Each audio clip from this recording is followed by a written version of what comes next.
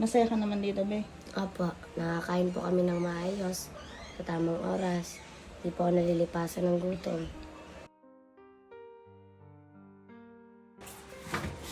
Uy, Sweetly. Po, Aba, nagsasaing si Sweetly ah. O kasi gabi na no. Buti naisipan mo magsaing. siyempre po. Kahit wag ka nang gumalaw. Muna, asikasuhin mo yung anak mo. Kasi mahirap kapag hinayaang umiiyak yung bata. Lagi pa naman naiyak si baby mo. Pero kahit papano nakakatulog din no. Siguro na siya, na preskuhan na. No? Opo. Ayan o, nagsalang na sinaing Sweetly. Kunti lang yung sinaing mo, Sweetly. Opo, kasi po meron pa po tayong bahay. Patingin, ang dami pa pala, no? May hina kasi kumain tao dito eh. Nagpapapayat, Sweetly. Opo. Oh, tapos ano kayo ulamin natin? Hindi ko po alam. Baala na po kaya. Meron kasi dyan sa rep. May baboy doon sa rep, kaya lang matigas. Kasi nasa freezer. Pero tingnan natin, mami, ibabad natin, no? Opo. Tapos, ano to, Sweetly? Marami nagtatanong, Sweetly, kung nasaan daw yung tatay ng anak mo. Wala na po. Iwalay na po kami. Matagal na ba eh? Nung 5 months pa lang po yung tiyan ko. Ah, hiwalay na kayo. Apa. Tapos yun yung sinasabi mo na nasa Bahay Pag-asa po. Bahay Pag-asa. Opo.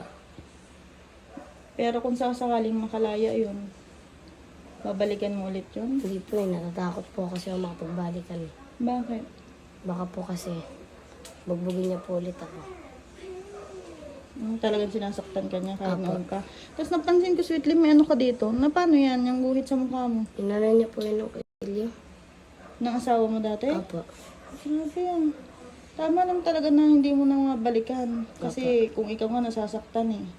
Yung anak mo pa kaya, hindi gawin sa kanya, di ba? Pero malaki ka na, alam mo na yung tama at mali, di ba? Saka Apa. patingin nga ako ng ano mo dito.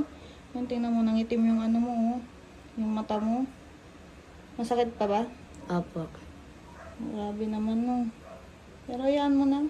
Huwag ka nang mag-isip ng ng kung ano pa man dun sa nagawa niyan. Di ba? Andiyan naman si God. Opo. Siya na lang ang bahala na at least ikaw hindi mo naisip na gumanti. Opo. Ipagpasa Diyos na lang natin, no? At ano masasabi mo dito sa Maraming bahay? Bagong salamat tinutuluyan. po. Dahil may natutuluyan na po kami na maayos. Masaya ka naman dito, be. Opo. Nakakain po kami ng maayos sa tamang oras. Hindi po ako nalilipasan ng gutom. At isa pa, hindi tulad sa lansangan na kapag malakas yung ulan. Hindi po namin alam kung saan kami makikisilo. Kaya nga, lagi mo na lang isipin ba yung anak mo. Opo. Marami nagsasabi, alam ko naman, di ba, nababasa mo naman yung mga comment kasi pinapahawakan ko naman sa yung cellphone. Alam ko, nababasa mo yung mga comment ng mga tao. Meron mga tao na humuhusga sa'yo, pero mas marami pa rin yung taong mas naniniwala na kaya mong magbago Opo. para sa anak mo.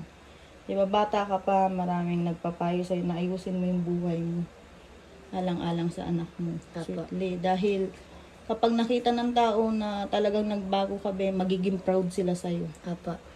Kasi isipin mo, di ba, inamin mo man sa akin yung talagang bisyo na sinasabi mo, hindi ka nag-alinlangan na aminin.